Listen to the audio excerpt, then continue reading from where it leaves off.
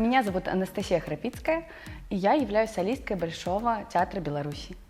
Мое утро как многодетной матери начинается со сборов в садик, в школу.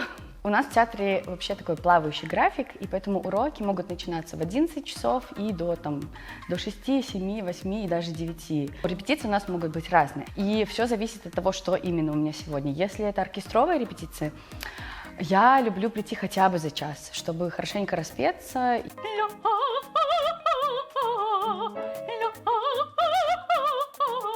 Вообще в обязанности мы, если это урок, то мы учим партии новые, либо повторяем старые. Это такая черновая работа, которой зритель потом не видит.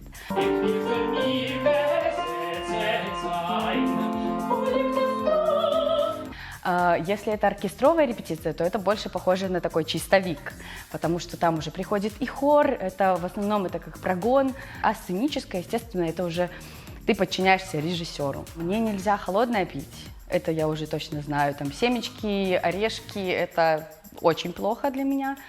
Я люблю то, что ты здесь можешь проживать разные жизни. Ты можешь свой темперамент выплеснуть на сцене и потом быть более спокойным дома, и в то же время такой очень эмоциональный и очень подвижный на сцене. И это просто прекрасно. Я пришла сюда вообще через фортепиано. Я сначала закончила колледж как пианистка, а потом на последних курсах колледжа решила, что я бы хотела все-таки петь. Сразу как-то на уроках концертмейстерского мастерства как пианистка мне понравилось именно оперное искусство, и я решила попробовать. Потом было училище, естественно, как вокалистка, консерватория, магистратура, все, в общем, все по списку. Мне кажется, во-первых, нужно родиться с красивым тембром. Самая большая сложность – это то, что наш инструмент – это голос. А голос, мы не можем его ни потрогать, ни пощупать, мы не можем нажать на какую-то клавишу.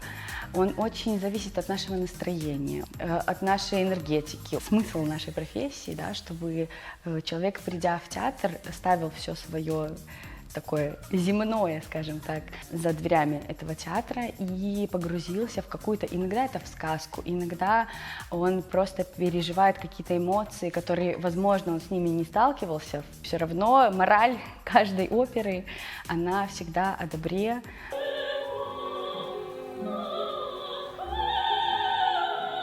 Я люблю свою работу, потому что она делает утро моей страны добрым.